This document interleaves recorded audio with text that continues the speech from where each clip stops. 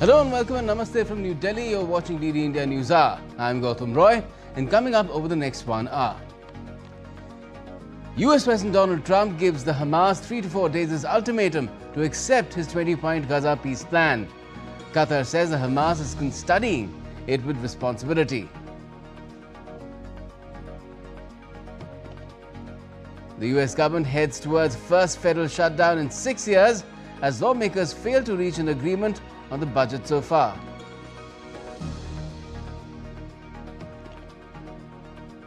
India's trade pact with EFTA blocked to take effect from Wednesday, boosting exports of textiles, leather and food products while attracting investments.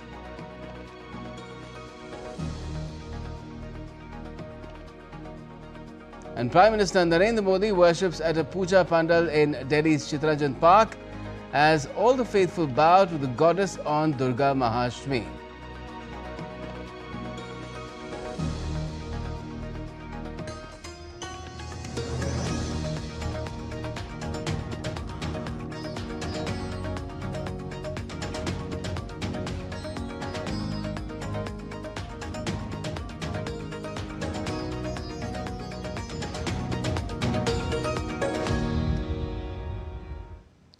US President Donald Trump has given the Hamas an ultimatum of 3 to 4 days to respond to his 20-point peace plan for Gaza, agreed to by Israel's Benjamin Netanyahu on Monday at the White House.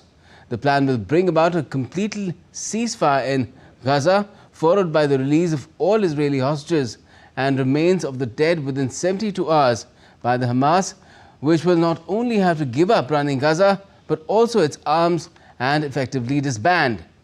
A lot will unfold thereafter, which is expected to lead to the establishment of a Palestinian state. But for now, the Hamas is weighing its options. Take a look. It was all smiles and handshakes at the White House between US President Donald Trump and Israeli Prime Minister Benjamin Netanyahu as the American leader's 20-point peace plan was announced to the world. An ultimatum was also served to Hamas to either accept what's being offered or face the music at the hands of the Israeli Defense Forces. Trump sounded upbeat about the prospects of the proposal. But if accepted by Hamas, this proposal calls for the release of all remaining hostages immediately, but in no case more than 72 hours. So the hostages are coming back, and it means the immediate end to the war itself, not just Gaza. It's the war itself. Under the plan, Arab and Muslim countries have committed, and in writing in many cases, but I actually would take their word for it, the people I mentioned, I'd take their word for it, to demilitarize Gaza, and that's quickly. Netanyahu gave assent to Trump's plan, describing it as a critical step towards peace in the Middle East. But at the same time, he warned Hamas to accept it completely without any deviations, else Israel will take matters into its own hands. But if Hamas rejects your plan, Mr. President, or if they supposedly accept it and then basically do everything to counter it, then Israel will finish the job by itself. This can be done the easy way, or it can be done the hard way, but it will be done. We prefer the easy way, but it has to be done. Some of the key proposals of the 20-point peace plan include an immediate cessation of military operations, the release within 72 hours of 20 living Israeli hostages held by Hamas and the remains of more than 24 believed to be dead, hundreds of detained Palestinians and the remains of other Gazans to be released by Israel, Hamas to lay down its arms and to have no role in governing Gaza, full aid to be immediately sent into the Gaza Strip once sides agree to the proposal, future governance of the Strip by a technocratic, apolitical Palestinian committee with oversight by an international board of peace headed by Trump, with former UK Prime Minister Tony Blair and other leaders as members. The plan leaves the door open for a future Palestinian state. But within hours of the White House announcement, Netanyahu categorically rejected having accepted the proposal for a Palestinian state. Prime Minister, there's a question being asked. Did you agree to a Palestinian state? Absolutely not. It is not written in the agreement either, but one thing, we said we would resist in force to a Palestinian state. President Trump also said what he said, that he understands it. He also said at the UN that it would be a huge reward to terrorism and a danger to the state of Israel. And of course, we will not accept it. Hardliners in Netanyahu's own government, like the far-right finance minister Bezalel Smotrich, put out a statement on social media saying accepting Trump's peace proposal means neglecting all the lessons from the 7th of October 2023 attack, when Hamas fighters stormed into southern Israel, killing 1,200 people and taking over 250 hostages. Following the announcement, Qatar said it was set to hold talks with Hamas negotiators and Turkey to discuss Trump's Gaza plan. Its foreign ministry spokesperson said Hamas will study it responsibly. The negotiating delegation promised to study it responsibly, which is what is happening now. Even today, there will be another meeting with the presence of Turkish side as well as the negotiating delegation. All of this is aimed at consulting on this plan and pushing, as we said, towards an end to this war through this plan. The fate of the Palestinian people in Gaza hangs in balance as Hamas weighs its options. It appears to be a catch-22 situation for the group, as it risks being wiped out by the IDF if it rejects Trump's plan. But even if it accepts the proposal, it may be no less than signing its own death warrant. Bureau Report, DD India. As global leaders react to US President Trump's 20-point Gaza peace plan, it has won support from key allies, including Israel and several European and Arab nations. The UN and India have also welcomed the initiative, while Hamas continues its review. Here's how the world has responded to this potential breakthrough.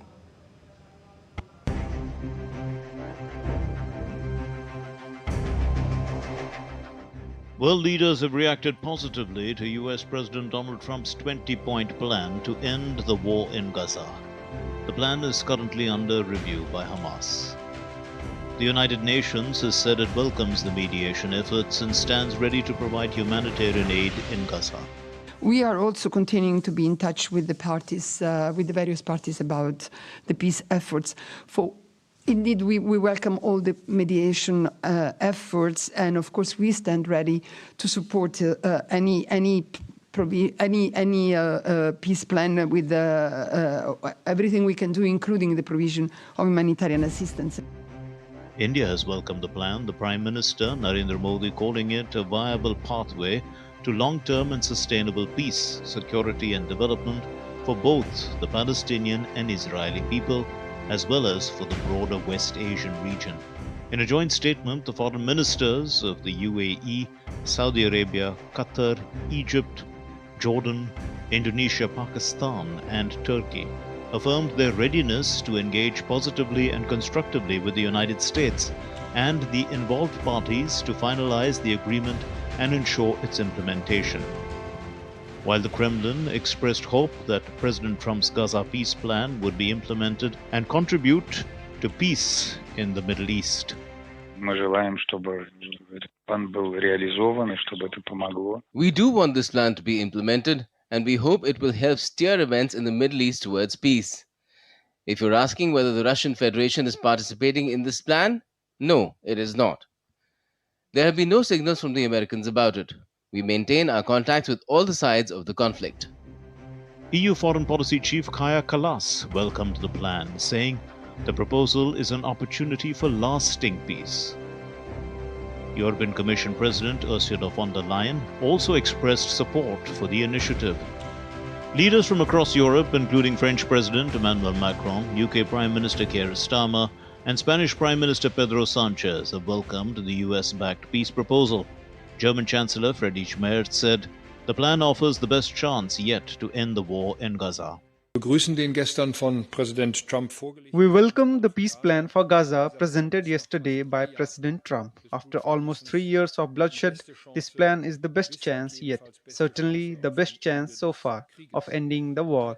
Now Hamas must agree and clear the way for peace. As international consensus builds around President Trump's Gaza peace plan, global leaders are calling on all parties, especially Hamas, to seize the opportunity for a lasting resolution. The coming days could prove pivotal in determining peace for the war-torn region. Rabindra Chauhan's report for DD India. And we will return to this top story in just a bit with two expert guests as well. But we're moving on for the time being. Washington is once again on the edge of a federal shutdown. With funding set to expire at midnight, Democrats and Republicans remain locked in a standoff over healthcare provisions in the funding bill. Here's more in this report. A last-minute meeting at the White House failed to deliver a breakthrough.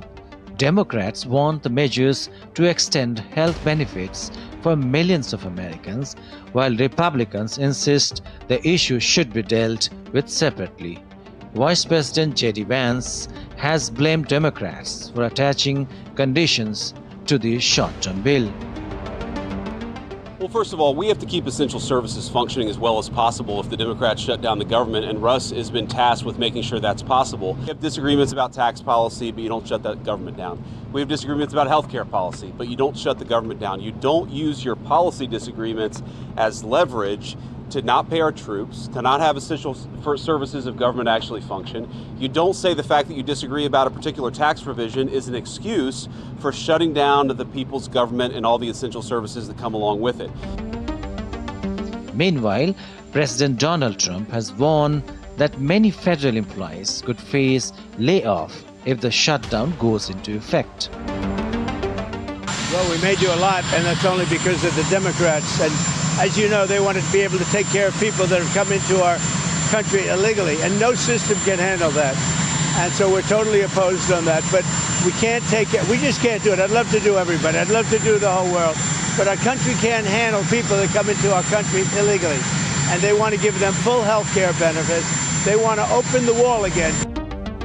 Earlier, House Minority Leader Hakeem Jeffries slammed the Republican healthcare stance, calling it a five-alarm fire that is worsening the crisis. We are ready, we are willing, we are able to find a bipartisan path forward and reaching a spending agreement that actually keeps the government open, but meets the needs of the American people in terms of their health, their safety, and their economic well-being, related to lowering the high cost of living as opposed to allowing tens of millions of Americans to experience dramatically increased health care costs. What we will not do is support a partisan Republican spending bill that continues to gut the health care of the American people. This is a five-alarm fire in terms of the Republican-caused health care crisis. And that's why Democrats are determined to turn things around. So what happens if Washington fails to reach a deal? Hundreds of thousands of federal employees could be furloughed up or forced to work without pay, while essential services such as Social Security, military duties, and air traffic control would continue. Other like food inspections, immigration hearing, and air travel could face significant delays. With neither side backing down, the clock is ticking toward a shutdown that could bring major disruptions to everyday American life. Bureau Report, DD India. And still to come on DD India NewsHour. Russia warns of escalation risk if the US sends Tomahawk missiles to Ukraine.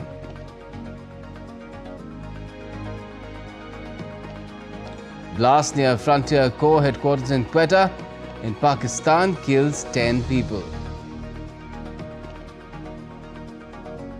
And floods and storms wreak havoc from India to Vietnam. Hurricane Imelda strengthens further.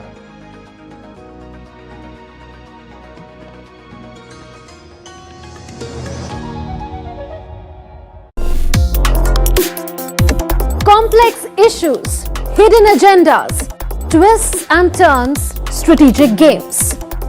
We think all dots are linked. We just need to connect them. Join me every week as I connect the dots to unravel hidden designs in statecraft, mysteries, and decode issues that matter to you. Watch Connecting the Dots with me at these times on DD India.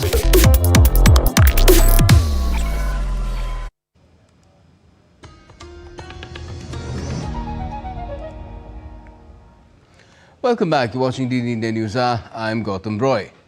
Now, U.S. consumer confidence is at its lowest level since President Donald Trump's tariffs took effect in April, as the Conference Board's recent Consumer Confidence Index data hints at people's growing concern about inflation. The Conference Board's Consumer Confidence Index slipped 3.6 points to 94.2 in September, down from a revised 97.8 a month earlier. The drop was sharper than expected, with inflation once again becoming the top issue for consumers, though references to tariffs also remained high. Inflation expectations slightly declined to 5.8%, but remain elevated compared to late last year. Trump's tariff policies have contributed to rising inflation and a slowing labor market, with only 22,000 jobs added last month. In response, the Federal Reserve recently cut its key interest rate to support the economy. United Kingdom Prime Minister Keir Starmer has appealed directly to working-class voters on Tuesday, urging Labour supporters to reject the division pushed by Nigel Farage's Reform UK party and back his vision of a Britain built for all. In his most passionate defence of his premiership since last July's landslide win, Starmer warned that both reform on the right and a leftist fraction led by his predecessor Jeremy Corbyn threaten national unity. He called on voters to be patient as his government takes its first steps towards renewing Britain. I will fight with every breath I have, fight for working people, fight for the tolerant, decent, respectful Britain that I know. People say, Conference, that a nation like ours can't be a community, that it's too diverse, too divided. I reject that. That goes against everything I stand for, everything I've served, everything I understand about this great country that I love. So no matter how many people tell me that it can't be done, I believe Britain can come together, that we can pursue a shared destination, that we can unite around a common good. That is my ambition, the purpose of this government. End decline, reform our public services, grow our economy from the grassroots, and with resolve, with respect, with the flag in our hands, we will renew this country until we can say with total conviction that Britain is built for all. Russian Foreign Minister Sergei Lavrov said on Tuesday that Moscow did not believe that Washington had taken a final call on supplying Tomahawk cruise missiles to Ukraine. Lavrov said that US talk about the matter looked like it was the result of pressure from Europe and that Washington wanted to show it was taking its allies' opinions into account. I believe this is primarily the result of European pressure on Washington, and Washington wants to show that it is taking its allies' views into account. I do not think we are dealing with a final decision yet. The US does not supply Tomahawk to just anyone. Among the European countries, if I am not mistaken, only Spain and the Netherlands have received them. They are being somehow cautious about the rest, and if they consider Ukraine a responsible state that will use them responsibly, that would be surprising to me. The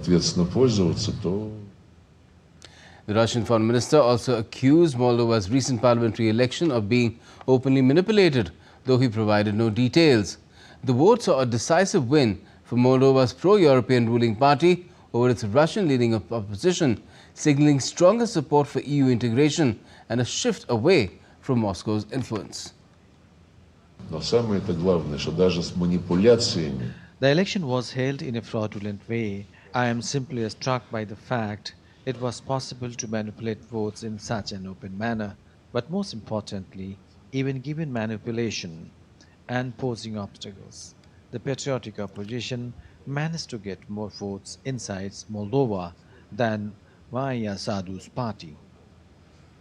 And the Kremlin said on Tuesday that there were many people living in Ukraine's southern regions of Odessa and Mykolaiv who wanted to link their fate to Russia but were afraid to speak out. Kremlin spokesperson Dmitry Peskov, responding to a hypothetical question about what would happen if people in those regions were allowed to vote on whether to become part of Russia, provided no evidence in support of his statement. Russia has been deliberately vague about the extent of its territorial ambitions in Ukraine. It says it went to war there in 2022 in part to defend Russian speakers from oppression, an argument rejected by Kyiv and its Western allies as bogus. Moscow declared in 2022 that 4 regions of Ukraine, Donetsk, Luhansk, Kherson and Zaporizhia, were now part of Russian territory, after holding referendums which were denounced by Kyiv and Western countries as illegal and coercive. US President Donald Trump on Tuesday declared that the American military is reawakening the warrior spirit. Addressing a rare gathering of hundreds of senior officers at Marine Corps Base Quantico in Virginia, Trump told generals and admirals that this spirit is what won and built the nation. Together we're reawakening the warrior spirit, and this is a spirit that won and built this nation, and from the cavalry that tamed the Great Plains to the ferocious, unyielding power of Patton, Bradley, and the great General Douglas MacArthur. These are all great men. In this effort, we're a team, and so my message to you is very simple. I am with you, I support you, and as president, I have your backs 100%. You'll never see me even waver a little bit. And earlier, Defense Secretary Pete Hegseth told the officers that decades of decay had weakened the armed forces, blaming what he called years of political mismanagement and misplaced priorities. The military has been forced by foolish and reckless politicians to focus on the wrong things. In many ways, this speech is about fixing decades of decay. Some of it obvious, some of it hidden. Or as the chairman has put it, we are clearing out the debris. Now, protesters in Madagascar held new demonstrations on Tuesday, facing a heavy police presence and tear gas, a day after President Andry Rajoelina sacked his government in a bid to quell days of unrest that the UN had said has killed 22 people. Inspired by Gen Z protests in Indonesia and Nepal, the youth-led movement has taken aim at ingrained misgovernance, fueled by anger over repeated water and power cuts across the poor Indian Ocean nation. Rajoelina fired his entire government on Monday, apologized for his ministers' inaction, and vowed to find a solution to the country's problems. But it was not enough to put paid to protests, with hundreds turning up Tuesday for a fresh rally in the capital following calls on social media. The police had to be deployed in and around the city centre as well.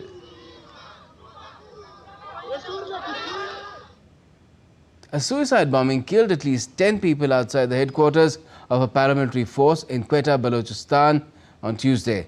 Officials said that there were at least 31 injured, and amongst them, 5 were in a critical condition.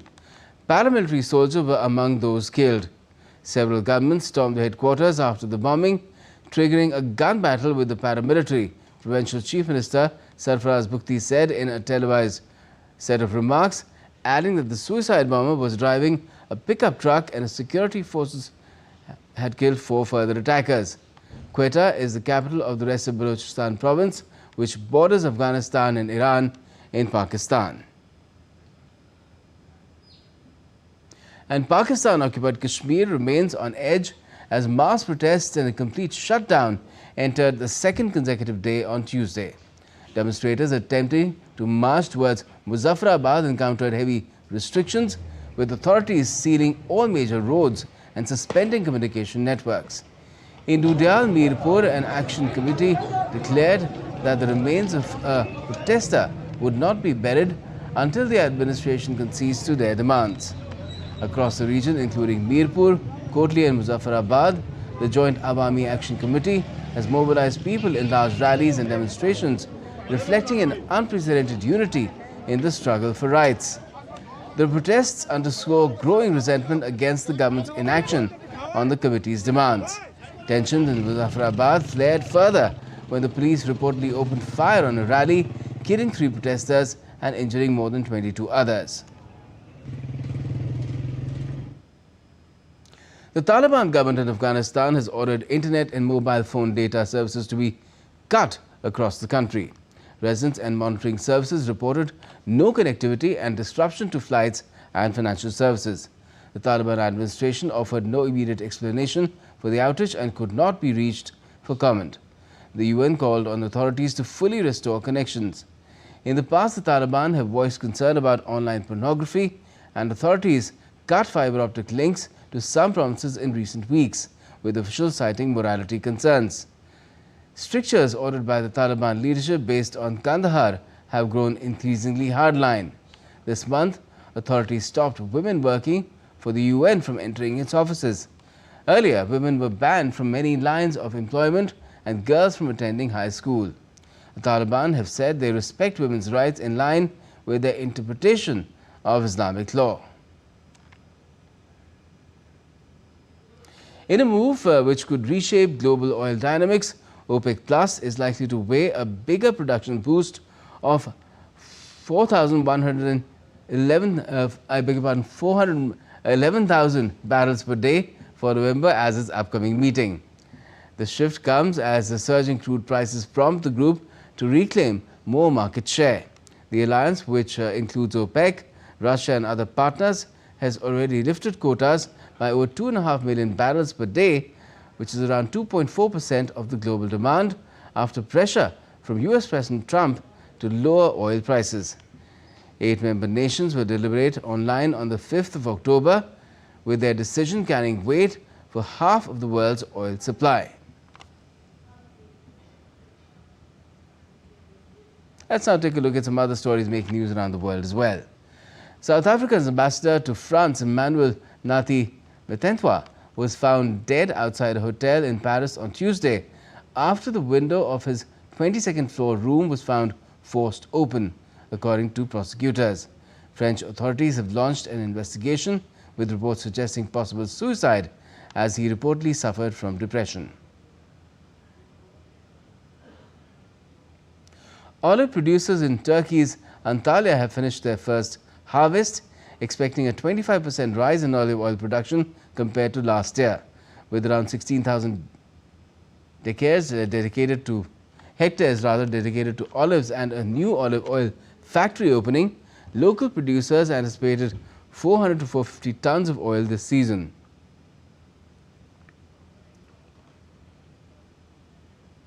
Pigeon racing has seen a revived growth in Mongolia through the Mongolian Racing Pigeon Association, founded in 2019.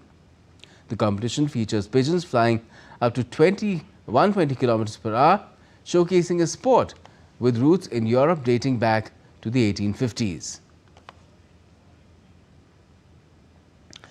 Slovenian climber Domen Skofic made history by becoming the first person to scale a custom climbing route on the wings of a glider in mid-air over Austria.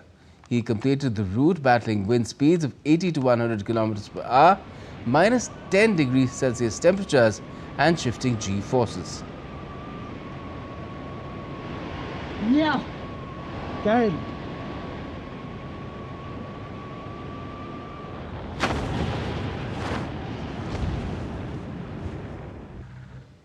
And still to come on DD India NewsHour.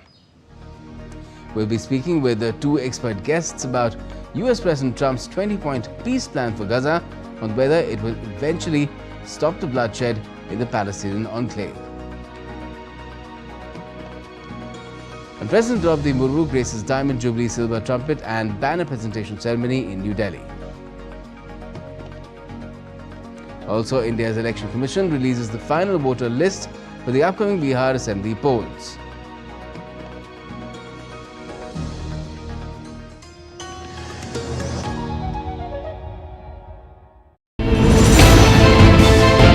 Geopolitics and trade deals. Economic challenges amid development. Hard work and the path to prosperity. It's the economy, always. Between walkers, money is what money does and says. Supply creates its own demand. Between the bulls pulls and bears tears. When supply chains globalization and India rises to the podium, we'll get you centered with the economic brief at 8 p.m. every Thursday on DD India.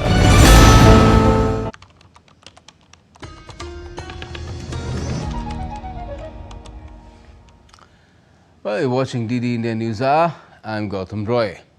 Let's now return to our top story, where Trump has given a 3 to 4 day ultimatum to the Hamas to accept his 20-point peace plan for Gaza, which has been agreed to by Israel in a White House meeting between Donald Trump and Netanyahu. But at the same time, while it paves the way somewhat and leaves the door open for the setting up of a Palestinian state, Israel has already walked back on it, saying that it will never accept such a solution to this crisis.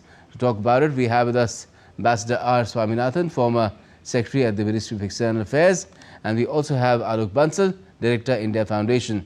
Good evening to you both, gentlemen. First of all, if I could ask you, Ambassador, how palatable is Donald Trump's peace plan to the Hamas, considering Netanyahu has already rejected any notion of a Palestinian state right after agreeing to the plan with Trump at the White House?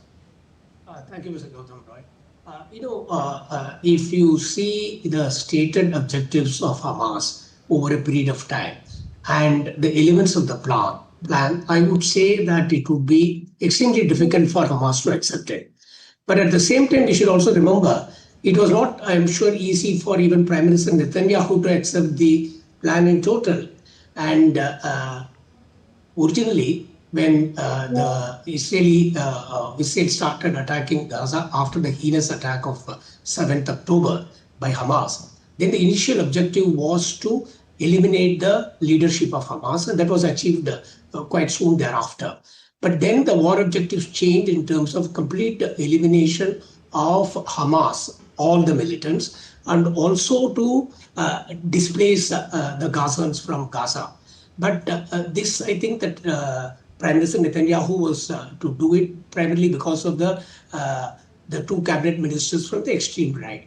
But from that point of view, what had happened, if you remember, about a week ago, when, in my view, ill-conceived attack by Israel on Qatar, in a sense, a country which was hosting the biggest military base of US. And also, if you remember, President Trump had visited Qatar, UAE and Saudi Arabia only about, say, 2-3 months ago. So they all felt that when they are dependent on for their security interests on US, how could this happen? So this, in the manner of speaking, resulted, I would say, in terms of Trump presenting this plan after consulting, I suppose, if you remember, on the UN General Assembly sidelines, he had a meeting with 8 countries belonging to both the Arab countries and also the Islamic countries, and presented this plan. So, in a sense, that Trump had to pressurize Prime Minister Netanyahu also to accept this plan. So, therefore, I would say that some of the plan's elements, as you said, the statehood, which Prime Minister Netanyahu has already said that he will forcefully resist that kind of an idea. And otherwise, in terms of the many of these things, in fact, the disarming the thing, not having any role for Hamas in Gaza after the thing, plus complete destruction of their military infrastructure, all these elements would be extremely difficult for Hamas. Having said that, they have said that they are studying this responsibly and they'll come back. And of course, as you know, that President Trump has given 72 hours. Let's wait and see. Right. Now, Alok Bansal, if I could come to you and ask you, although Israel and Benjamin Netanyahu at the White House agreed to this plan, which has a provision for the ultimate establishment of a Palestinian state, he came out of it and gave a statement, a recorded statement, saying that, no, we will resist it with force. So where does Netanyahu really stand, and why does he keep shifting his stand on this particular issue? See, firstly, I am personally convinced that Netanyahu doesn't want the war to stop. I think personally it suits him to keep the war going. I think if there was no war, he would have been out of office long back.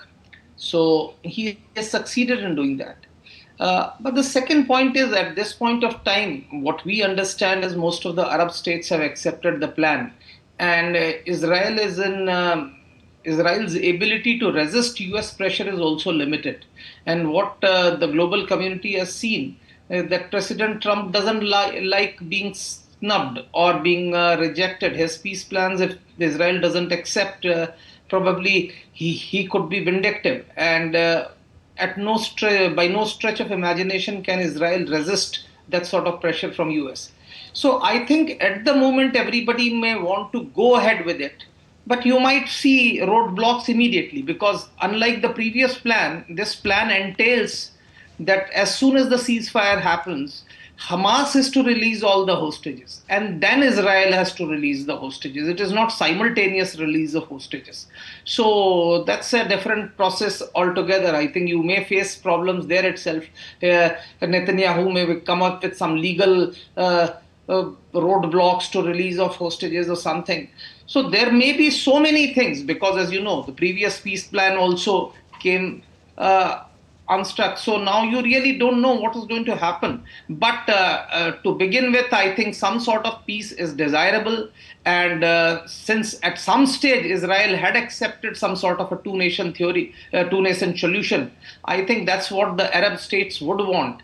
But the fact is that as far as Gaza is concerned, at least in foreseeable future, you would have a so-called an international ISF, which they are talking of, which would probably police the region. And at least in some in near future, the IDF will be controlling a significant part of the Gaza Strip, and then they will slowly move back. And then again, still they'll be controlling. So Israel continues to wield enormous influence. And should they want to break the accord, or should they want to go back on it, there would be numerous opportunities and grounds on which they may actually go back. But all said and done, at the moment, anything that can stop the conflict looks good and is desirable, both from the point of view of peace as well as from the point of view of hostages who have been living a miserable life and who have been suffering from 7th October for such a long period of time. I think time has come that they should get back. Certainly. Now, first of all, of course, the Hamas has to accept the plan, and a big factor for them to consider is the condition that they will have to completely disarm and effectively disband. Now, this goes beyond the previous proposals of the group having no role in the governance of Gaza after the truce ambassador. Will the Hamas choose amnesty over annihilation? You know, if you go back in terms of history, Hamas was established in 1988, immediately after what you call First Intifada. And at that point of time, it set itself completely against the Oslo Accords and in opposition to Yasser Arafat, who was heading the PLO at that point of time. So Hamas's objective from the very beginning was to have one Islamic state in Palestine, meaning only one state, which is Palestine. The entire territory of present-day Israel, West Bank and Gaza to be one Islamic state of Palestine. And also, they have always followed the path of armed resistance.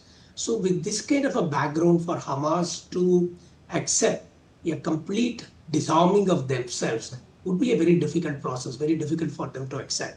And also on top of it, they will have to agree for the destruction of the entire military infrastructure that they have been able to do in the past. So with all these things, and see, even the amnesty aspect, if you see, if the what is mentioned in the document is that for amnesty, the Hamas militants have to disarm themselves and accept whatever is the local rules and regulation.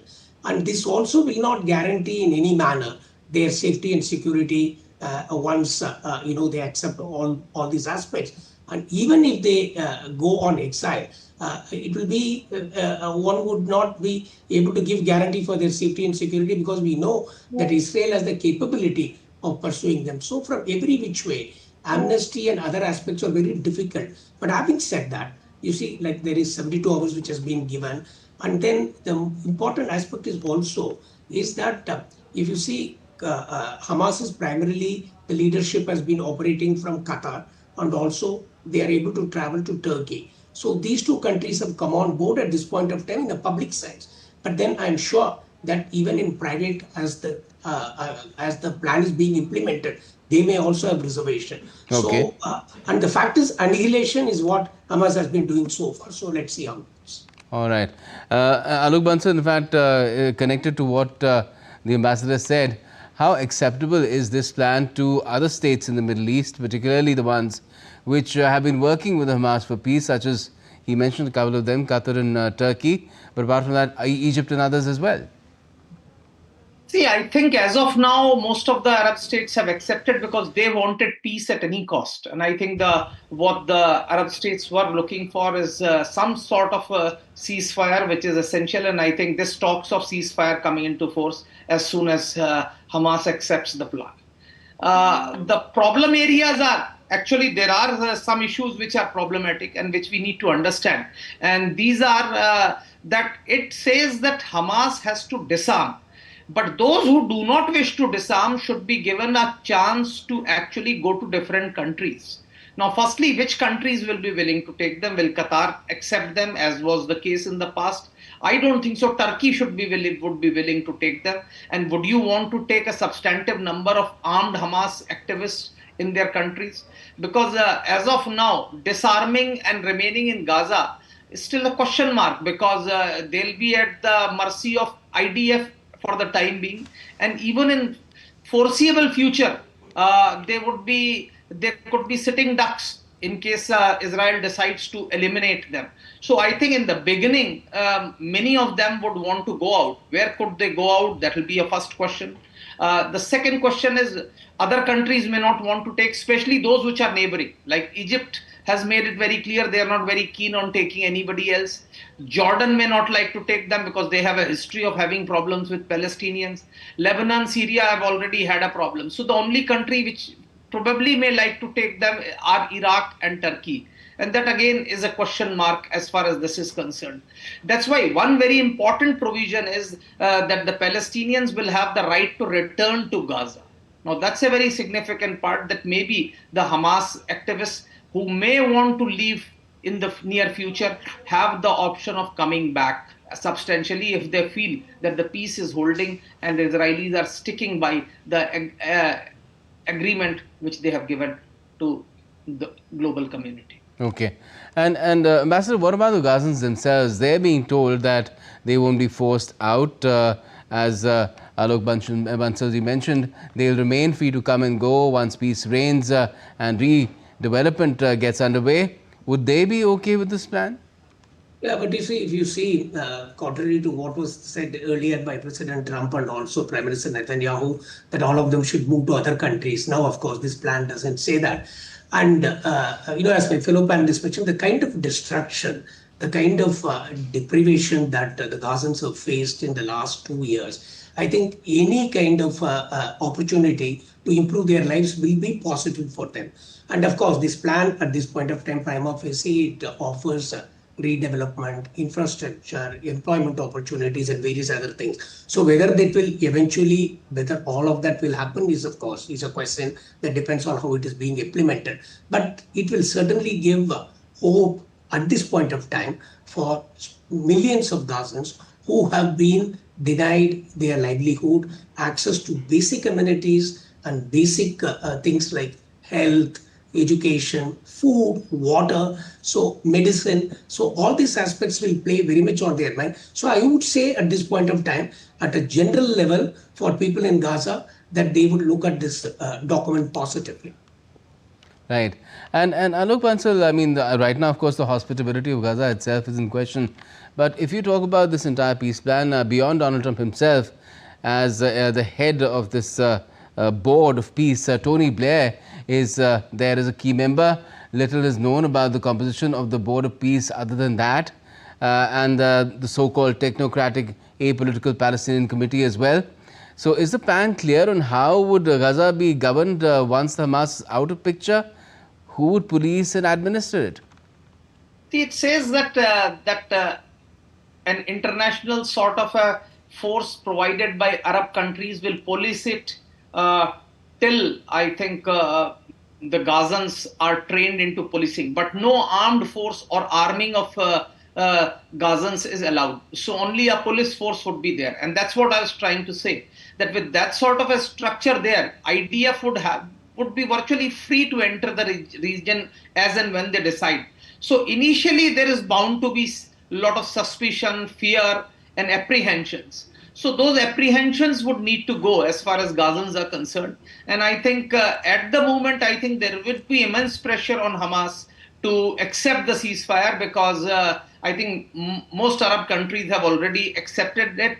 And also the population in Hamas, which is facing at this point of time a serious humanitarian crisis, starvation and other problems, probably would want some respite from the ongoing onslaught. So I think, as I see, in all probabilities, though it will be very difficult for Hamas to accept it, but I feel Hamas would accept it, because there is no bar on Hamas actually re-emerging as a new outfit.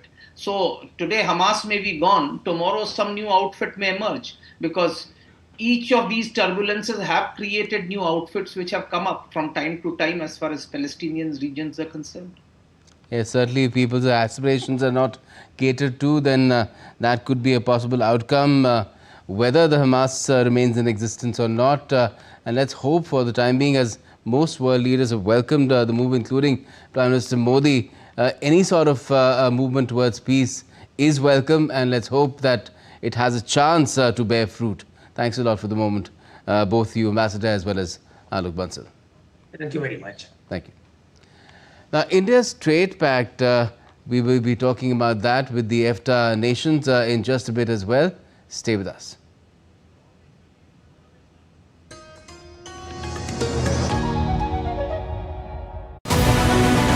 This week on Defence Dynamics, from the rails of India's heartland, Agni Prime raises, carrying a nuclear edge on the move. As the nation strengthens its shield with Anant Shastra QR-SAM regiments, a new layer of defence takes shape. With the Kaveri D1 engine igniting India's aerospace dreams, the future of power is truly homegrown. This Wednesday at 8 p.m. only on DD India.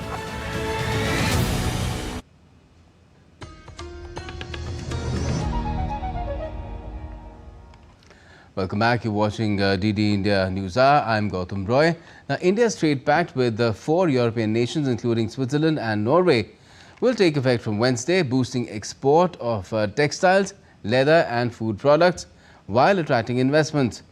With a population of 13 million and combined GDP of more than $1 trillion, the EFTA nations are the world's 9th largest merchandise trader and its 5th largest in commercial services.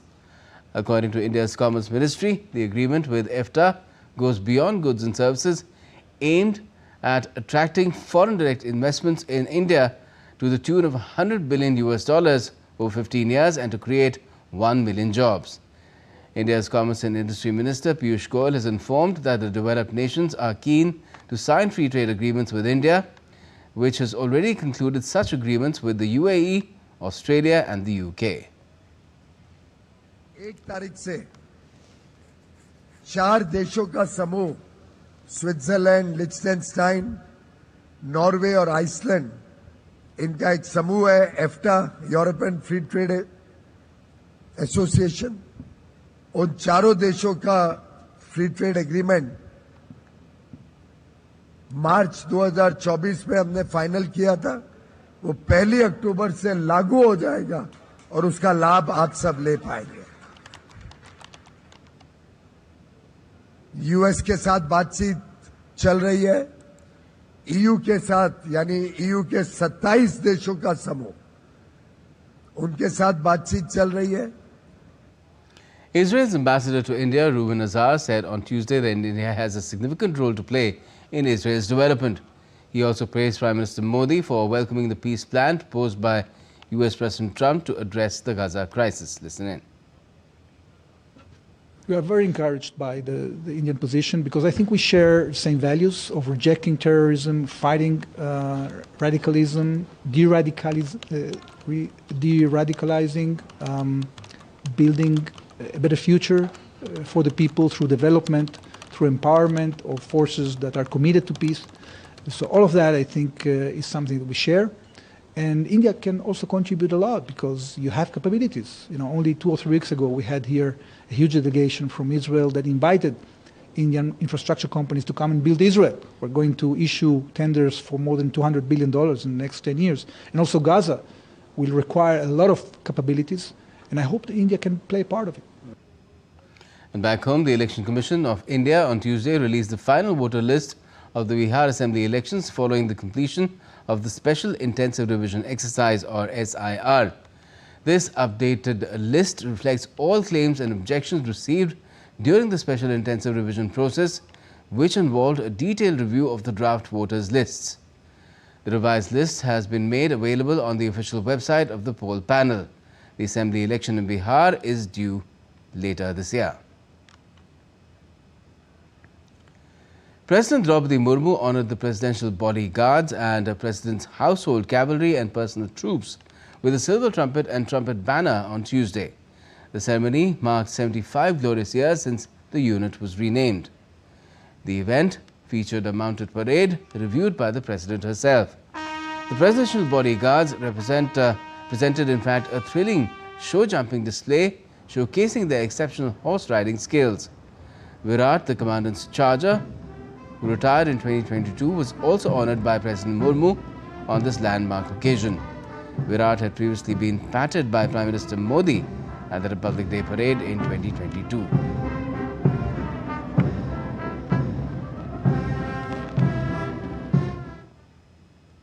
Veteran BJP leader V.K. Malhotra passed away in New Delhi on Tuesday at the age of 93. President Murmu, Vice President C.P. Radhakrishnan, Prime Minister Modi and other senior leaders paid homage to the late leader.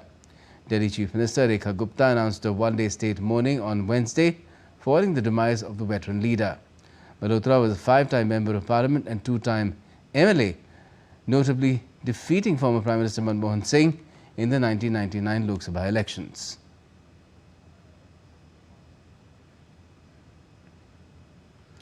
Now, from India's capital New Delhi to the coastlines of Vietnam and Spain, extreme weather is causing chaos across the globe. Floods, strong winds and torrential rains have left thousands stranded, damaged homes and disrupted daily lives. Authorities have been struggling to evacuate residents and manage the aftermath of these storms. Now, on the auspicious occasion of Maha Ashtami, Prime Minister Modi visited Chittaranjan Park in Delhi to take part in the Durga Puja celebrations this evening. Prime Minister Modi said that Chittaranjan Park is widely known for its strong association with Bengali culture. The PM noted that the celebrations there truly reflect the spirit of unity and cultural vibrancy in our society. The Prime Minister also offered prayers for the happiness and well-being of all citizens. Also known as Delhi's mini Bengal, Chittaranjan Park is well known for its elaborate Durga Puja festivities.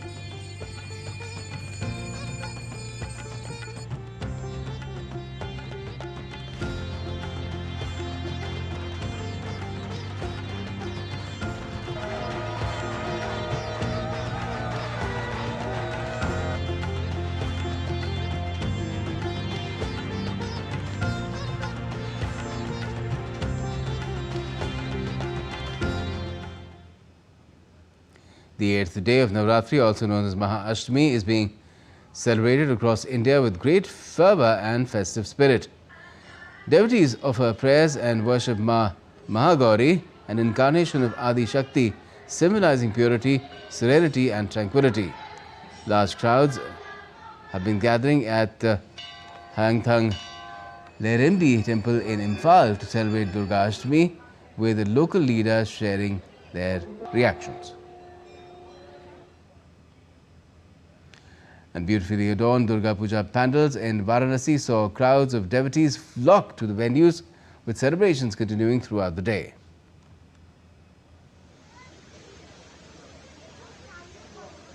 In Gorakhpur, a unique Durga idol with 108 faces and 121 hands has become the main attraction of Durga Puja 2025, drawing large crowds of people flocking to witness the eye-catching idol of the goddess. Maha-Ashtami Aarti was also performed at the Durga Puja Pandal in Siliguri, Darjeeling, as devotees gathered in large numbers to take the blessings of Goddess Durga.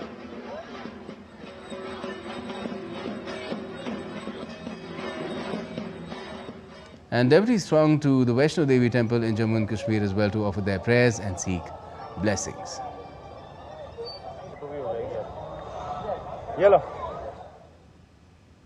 Held annually by the Ramakrishnan Mission in West Bengal's Kolkata, Belur Math's Kumari Puja honors the divine feminine by worshipping a young girl as a living embodiment of Goddess Durga, symbolizing purity and strength.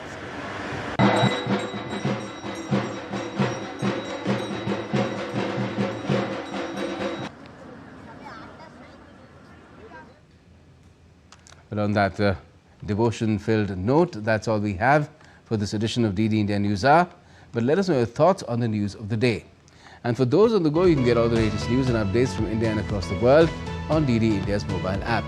It's available on both Android and iOS. Just scan the QR code and download the app right away. And we'll be back with more news as it breaks here on DD India. I'm Gautam Roy from all of us here in Delhi. Thanks for watching DD India NewsHour.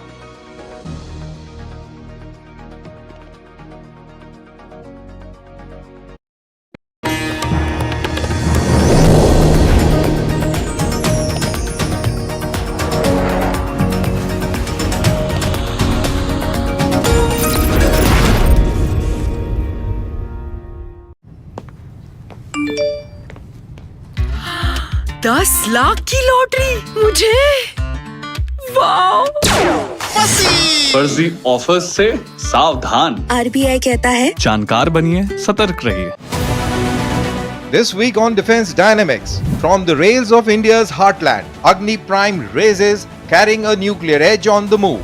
As the nation strengthens its shield with Anant Shastra, QR SAM regiments, a new layer of defense takes shape. With the Kaveri D1 engine igniting India's aerospace dreams, the future of power is truly homegrown. This Wednesday at 8 p.m. only on DD India.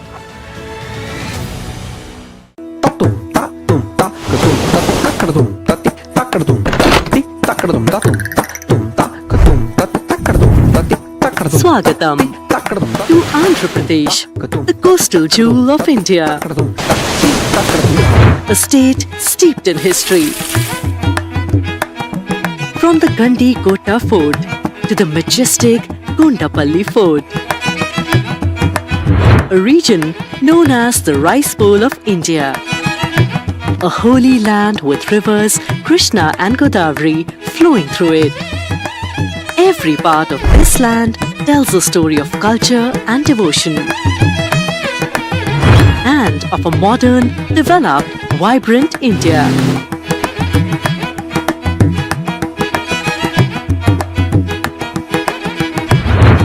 The graceful Kuchipudi and exuberant Dhimsa showcase the artistic brilliance of this land.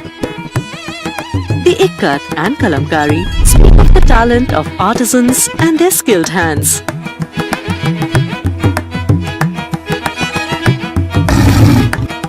A cultural concoction that unites people in the spirit of Vasudhaiv Kutumbakam.